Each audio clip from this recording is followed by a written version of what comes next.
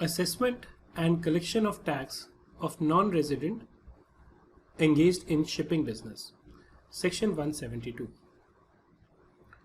पहले हम इसकी applicability देखते हैं and then at the end we will see what are the difference between section 172 and section 44B जो हमने अभी थोड़ा देर पहले डिस्कस किया है. The provision of this section shall apply. Shall मतलब mandatory है for the purpose of levy and recovery of tax. मतलब टैक्स लेवी करने के लिए और रिकवरी करने के लिए उस टैक्स की. केवल लेवी नहीं है, ये नहीं है कि खाली कैलकुलेशन करनी है, नहीं, रिकवरी का जो प्रोसीजर है वो भी इसमें है. एक्चुअली सेक्शन 172 अपने आप में एक पूरा का पूरा इनकम टैक्स का कोड है. इसका मतलब क्या हुआ? कोड से मतलब कि इसमें प्रोविजन भी है कि भाई टैक्स कैसे कैलकुलेट होगा, टैक्स रिकवर कैसे होगा, असेसमेंट कैसे होगा, सब कुछ एक नॉन रेजिडेंट जो शिपिंग बिजनेस में एंगेज्ड है उसके लिए वो सारा प्रोसीजर इसमें इंक्लूडेड है. जबकि आप अगर सेक्शन 44B को देखें, वहां पर केवल क्या था कि भाई आप टैक्स की कैलकुलेशन कैसे करेंगे, how will the income tax be levied. So that is one feature in case of a shipping business of non-resident. However, such provisions are applicable to non-resident only when the following conditions are satisfied. अगर ये condition satisfy हो रही है तभी ये section एक non-resident को लगेगा. पहला क्या है? Non-resident should be engaged in shipping business. इसमें तो कोई बहुत बड़ी बात नहीं है, ये काफी simple straightforward sentence है. Ship should belong to the non-resident और chartered by a non resident. मतलब जिस शिप में सामान जा रहा है या तो नॉन रेजिडेंट की उसकी ओनरशिप है, इट बिलोंग्स टू हिम, या ये भी हो सकता है कि इस नॉन रेजिडेंट ने ओनर से इसको लीज पे या किराए पे लिया हो और फिर वो इंडिया लेके आया और यहाँ से वो गुड्स वगैरह उस पर पोर्ट कर रहा है. Ship carries passengers, livestock, mails और goods. Same thing, ship carries passenger, livestock etc. shipped at Indian port. अब यहां पे एक मेन डिफरेंस आ गया. 44B में जब हम स्पेसिफाइड रिसीट्स कैलकुलेट कर रहे थे वहां पर इंडियन प्लस आउटसाइड इंडिया का जो पोर्ट था दोनों कवर्ड थे. इस केस में केवल वो गुड्स जो इंडियन पोर्ट से जा रहे हैं उसके लिए ये प्रोविजन है. Provision of section 172 for the levy and recovery of tax shall not be applicable when ship carries passengers, livestock etc. shipped at a port outside India. India के बाहर से अगर कोई पोर्ट हो रहा है उस पर ये applicable नहीं है. So how do you calculate income for the purpose of section 172? Now the difference between this and section 44B जो हमने पहले डिस्कस किया था वो तो क्लियर है.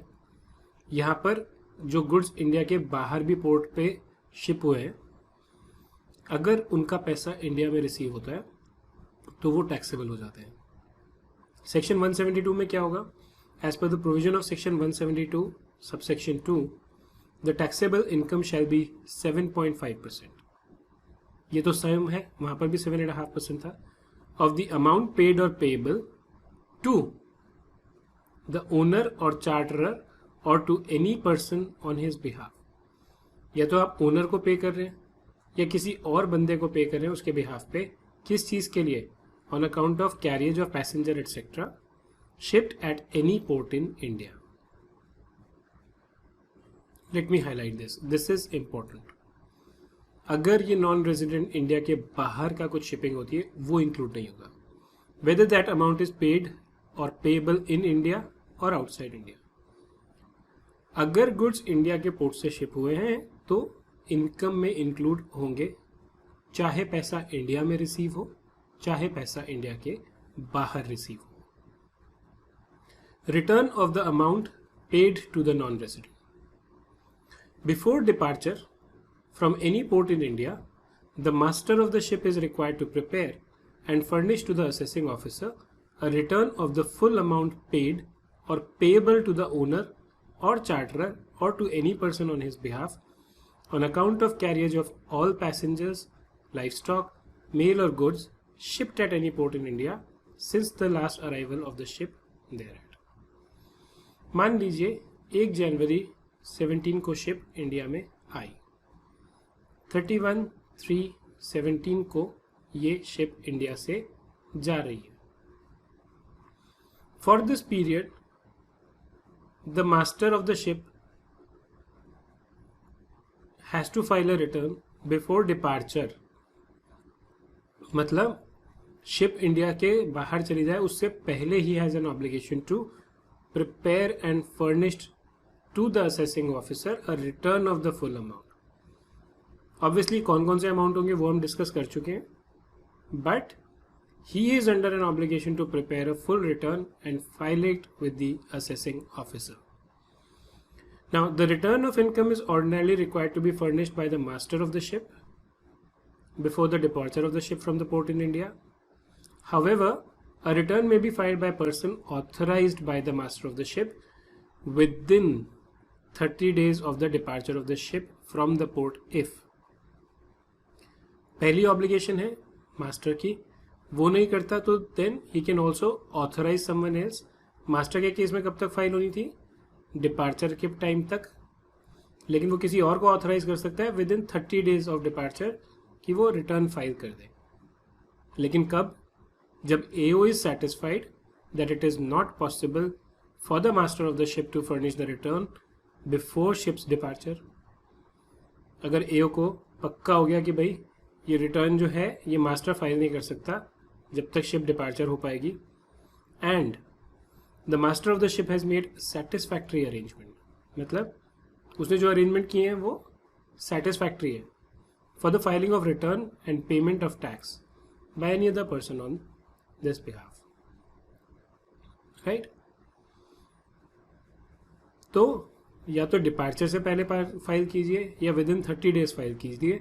डिपार्चर से पहले मास्टर को करनी है, उसके बाद वो किसी ऑथराइज पर्सन को कर सकता है, प्रोवाइडेड एओ को लगता है कि भाई इसके लिए एक्चुअली में पॉसिबल नहीं है, हो सकता है बिजनेस रीजन के कारण कोई दिक्कत है, लेकिन जाने से पहले ये अरेंजमेंट करके गया है कि ये रिटर्न फाइल हो जाएगी और मेरा जो टैक्स है वो मुझे मिल जाएगा.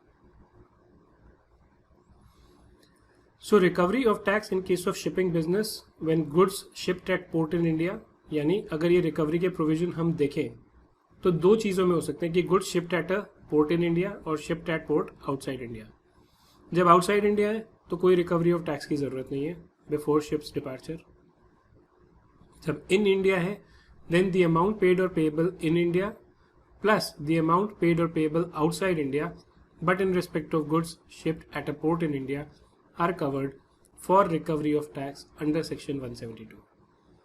एक बार ये रिटर्न फाइल हो गई then the assessing officer has to do a summary assessment. So on receipt of return, the assessing officer shall determine the tax payable on the taxable income. Example: non-resident is engaged in shipping business. It collects following freight on account of shipments of goods in India. Shipment of goods in India. India में ship हुई है ये goods, India के बाहर नहीं है. 50 lakh for shipment from Chennai to Singapore, freight collected in India. तो obviously ये 50 लाख जो है इनकम या रिसीट्स में क्या काउंट होगा. 30 lakh for shipment of goods from Cochin, Cochin is in India, to Malaysia, freight collected in Malaysia. It doesn't matter where the freight is collected if the goods have been shipped at a port in India. Therefore, even this 30 lakh will be included as income. On the basis of above, answer the following question. Whether non-resident is liable to file return under section 172 before departure of ship? Absolutely yes. Compute the presumptive income of the non-resident under section 172. Total 80 lakh है, इसका 7.5% income होगा, which will be 6 lakh. Let us look at the detailed workings. Shipment of goods from Chennai to Singapore 50 lakh include किया, 30 lakh include किया, total 80, इस 80 का 7.5% 6 lakh, right? Another example, let's look at this. Non-resident is engaged in shipping business. It collects following freight on account of various shipment. An amount of rupees 20 lakh for shipment of goods from Chennai to Singapore, India to overseas. Freight collected in Singapore, doesn't matter. 40 lakh for shipment of goods from Cochin to Singapore, freight collected in India. Very good. But in any case, since they were loaded at a port in India, this is taxable in India. Let's just keep on writing what is taxable here. A sum of 30 lakh for shipment of goods from Singapore to Malaysia, freight collected in Malaysia. Goods India के बाहर port से outside India गए हैं, तो ये obviously include नहीं होगा. Compute the presumptive income. Again 60 lakh का 7.5% कितना होगा? 4.5 lakh. Whether non-resident is liable to pay and file return under section 172 for all freight collected before departure of ship. No, he has to file only for the freight collected for goods ports which are loaded from a port in India. So he has to file the return only for 60 lakh before the departure of ship. Let's look at the answer. Presumptive under section 172 will be goods from Chennai to Singapore, India to outside India, India to outside India. From outside India to outside India, it's obviously nil. Total freight 40 plus 20 60. 60 into 7.5% gives you 4.5 lakh. The provision for levy and recovery of tax shall not apply when ship carrying passengers, livestock, etc. are shipped at a port outside India, whether freight is paid or payable in India or outside India. So therefore, this is not covered, and this is the note. Non-resident is liable to file return before departure of ship only for freight of rupees 60 lakh, and the master will be liable to pay tax on the presumptive income of 4.5 lakh. Right? Assessment and collection of tax of non-resident engaged in shipping business. Tax on presumptive taxable income is calculated at tax rate applicable to foreign company, that is 40% excluding surcharge and cess as applicable. The master of the ship is liable for payment of such tax. Based on the preceding example's fact and assuming the assessee is a non-resident, compute tax liability which is to be paid before departure of ship. जैसा कि मैंने आपसे कहा, income उसके हिसाब से आप calculate करेंगे. टैक्स तो जो नॉर्मल लगता है वही लगेगा. So tax payable will be 40% of the presumptive income. Right? How much was the income? 4.5 lakh. 4.5 lakh का 40% कितना हुआ? 1.8 लाख. अब ये सरचार्ज और सेस एक्सक्लूड करके है. The Supreme Court in A.S. Glitter versus CIT has held as under assessment made under section 172(4) shall be an ad hoc assessment, and it will be superseded if regular assessment is opted as per provisions of the Act. इसका मतलब क्या हुआ? ये ship के जाने से पहले जो भी आपने सेक्शन 172 में किया है, ये एक एड हॉक असेसमेंट है. मतलब ये सिर्फ इसलिए है कि भाई अगर ये शिप लेके चला गया, कल वापस नहीं आया, तो उसका टैक्स कौन भरेगा. अगर ये नॉन रेजिडेंट कहता है कि भाई मेरी इनकम जो है उस पर टैक्स कम लगना चाहिए, जो आप ये 7.5 बोल रहे हो ये ज़्यादा है, he can always opt for the regular provisions of the Income Tax Act. Time limit for passing an assessment order. अब असेसिंग ऑफिसर के पास एक समरी असेसमेंट कर दिया, उसका असेसमेंट ऑर्डर कितने दिनों में पास करोगे आप? उसके लिए प्रोविजन है सेक्शन 172(4)(a) में. AO shall pass the assessment order within 9 months from the end of the financial year in which the return of income under section 172(3) is filed. For determining the tax payable, the AO may call for such accounts and documents as he considers necessary. तो मान लीजिए आपकी return जो है वो 31/1/17 को file हुई. Right? Return was filed on this date. अब इसकी टाइम लिमिट क्या होगी? 9 month from the end of the financial year in which the return of income under section 172(3) is filed. ये फाइनेंशियल ईयर कब एंड हुआ? 31/3/17 को. इस फाइनेंशियल ईयर के एंड होने की डेट से 9 महीने के भीतर, with in 9 months, that is अगर इसमें आप 9 मंथ्स ऐड करेंगे तो क्या होगा 31, 12, 17। इस डेट तक असेसिंग ऑफिसर को ऑर्डर पास करना पड़ेगा। हाँ, असेसमेंट पास करने से पहले अगर उसे कोई भी अकाउंट्स या डॉक्यूमेंट्स चाहिए वो असेसी से वो मांग सकता है। Grant of port of clearance to the ship. अब जब एक शिप जिसने इंडिया से पैसेंजर्स वगैरह कलेक्ट किए ये मूव करती है इंडिया के बाहर, तो इसको एक क्लियरेंस चाहिए होता है, राइट। अदरवाइज तो कोई भी आएगा शिप में चला जाएगा। उस क्लियरेंस को देने से पहले जस्ट टू इंश्योर कि ये जो टैक्स है ये पे हो गया, they require a clearance of the ship. The provision which we are discussing now says that no port clearance shall be granted to the ship unless the collector of customs or other authorized officer is satisfied।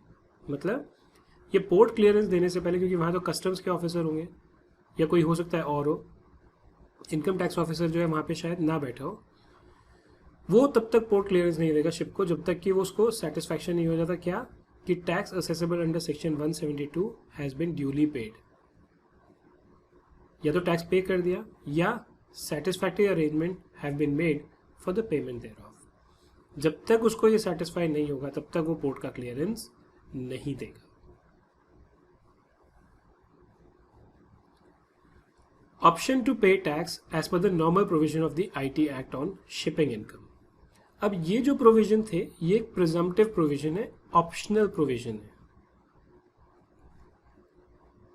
Section 172 में like I said earlier ये ad hoc assessment होता है ताकि अगर कोई casually India में ship लेके आया, कुछ इनकम कर रहा है, ऐसा नहीं हो कि वो टैक्स दे ही नहीं, शिप चली गई, फिर किसको ढूंढते रहेंगे। इसीलिए एक ये ऑप्शन होता है, the owner or the charterer has the option, it is not mandatory for him, he can always go for the regular presumptive provisions of 172 to claim that an assessment in respect of his total income for the previous year and the tax payable on the basis thereof be determined in accordance with the provisions of the IT Act। वो ये बोल सकता है कि भैया मुझे इस section में नहीं जाना, ठीक है, जब मेरी शिप जा रही थी आपने बोला मैंने इतना टैक्स पे कर दिया, लेकिन मेरी जो टैक्सेबल इनकम है वो आप नॉर्मल प्रोविजन में कैलकुलेट कर दीजिए। अगर वो करता है तो ये मैंडेटरी है टैक्स ऑफिस के लिए कि वो उनको उस ऑप्शन को दे, प्रोवाइडेड बाकी कंडीशन सेटिस्फाई हो जाती है। However such option should be exercised before the expiry of the assessment year relevant to the previous year in which the date of departure of the ship from the Indian port falls। मेरे पुराने example में अगर financial year 2016-17 में ship depart कर गई, ये option कि मेरे को नॉर्मल प्रोविजन में जाना है ये आपको 31/3/2018 तक एक्सरसाइज करना पड़ेगा। 16-17 का फाइनेंशियल ईयर का असेसमेंट क्या होगा, 1/4/2017 से लेके 31/3/2018।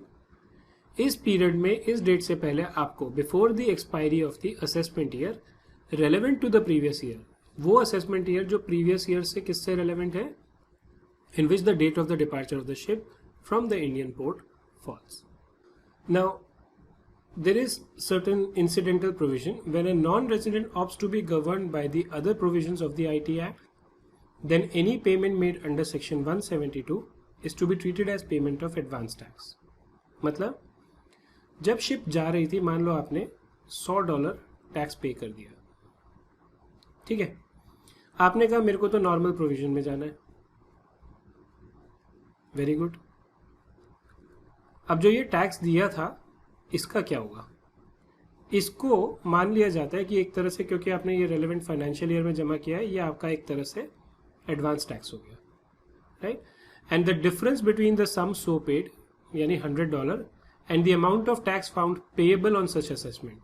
अब मान लीजिए नॉर्मल प्रोविजन पे जब टैक्स आया तो इसका दो एग्जाम्पल हो सकते हैं, एक जगह पे $110 आ गया, एक जगह पे $90 आ गया। तो जो डिफरेंस है between what is paid and what is due for payment is to be paid by him. मतलब अगर 110 आ गया तो आपको $10 टैक्स का देना पड़ेगा और रिफंडेड टू हिम। अगर $90 की लाइबिलिटी है तो आपको $10 रिफंड मिल जाएगा, एज द केस में भी।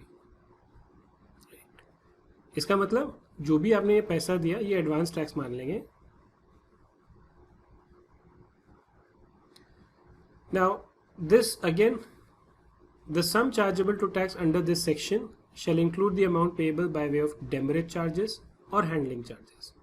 ये हम डिस्कस कर चुके हैं. और any other amount of similar nature, जैसा हमने 44B में देखा था कि जो डेमरेज चार्जेस हैं या हैंडलिंग चार्जेस हैं वो स्पेसिफाइड रिसीट में इंक्लूडेड होते थे, ऐसे ही अगर यहाँ पर भी कोई डेमरेज चार्जेस या हैंडलिंग चार्जेस हैं वो इंक्लूड होंगे. Example, Mr Paul Inc, a non-resident, was engaged in shipping business. He collects following freight during financial year 16-17. On July 1, 2016, a sum of rupees 40 lakh for shipment of goods from Chennai. Chennai India में है, goods India से ship हुए हैं तो obviously ये 40 lakh taxable हो जाएगा. On August 5, 2016, a sum of rupees 5 lakh for shipment of goods from Mumbai. Obviously ये भी इंडिया में तो ये भी प्लस हो जाएगा. He incurred expenses of rupees 5 lakh for his shipping business during financial year 16-17. He also has brought forward business loss of 20,000. Compute his tax liability for financial year 16-17. अब इसमें आपको कैलकुलेशन दोनों तरह से करके देखनी चाहिए, एक तरह से ताकि ये पता चल जाए कि भाई इसकी टैक्सेबल इनकम कितनी होगी. Let's just look at it. तो 40 lakh income, 5 lakh income, business expenditure जो भी आपने किया वो आपको नहीं मिलेगा. ब्रॉड फॉरवर्ड बिजनेस लॉस जो है वो भी आपको नहीं मिलेगा.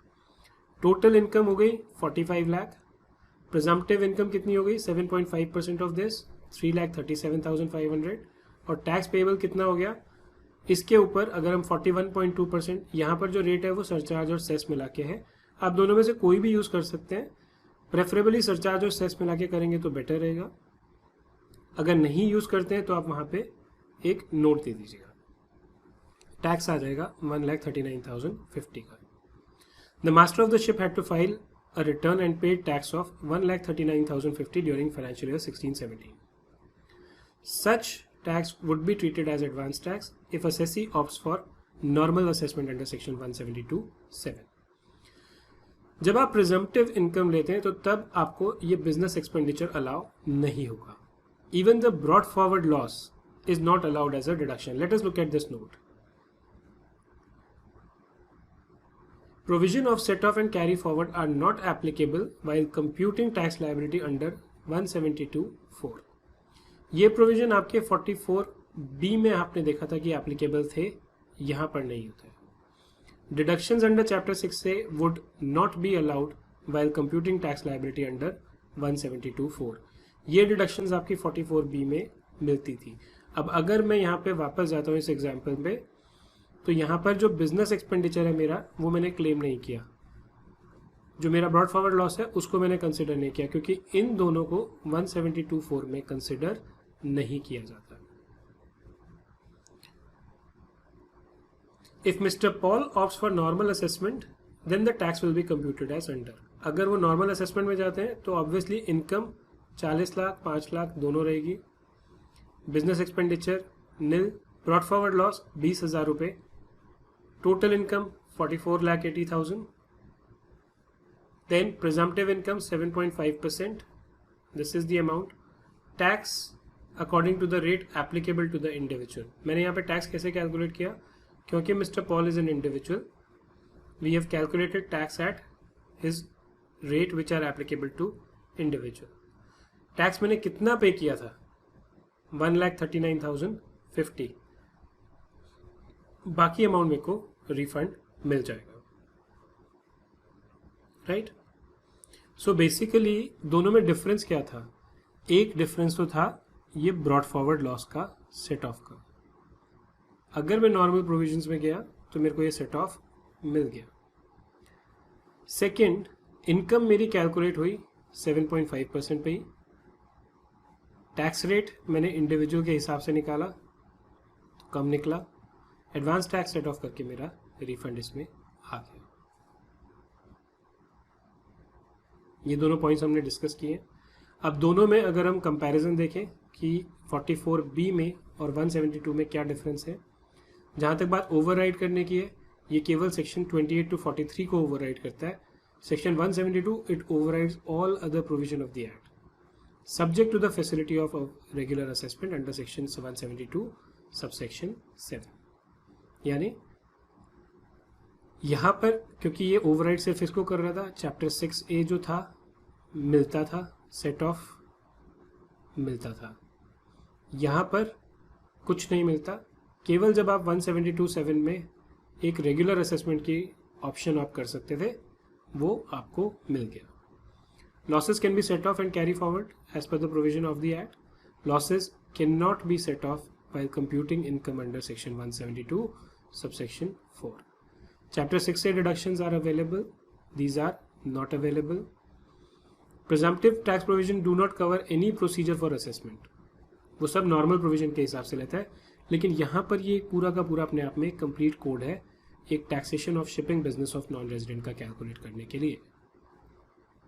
मैंने आपको एक बार पहले भी कहा था कि जहाँ तक कर्नाटका हाई कोर्ट की बात है, उन्होंने एक वीएम सलगावकर एंड ब्रदर्स के केस में होल्ड किया था कि जो रेगुलर शिपिंग बिजनेस है वो कवर होंगे सेक्शन 44B में, जबकि कैजुअल विजिट जो है इंडिया में वो कवर होगी सेक्शन 172 में. This is CASUAL.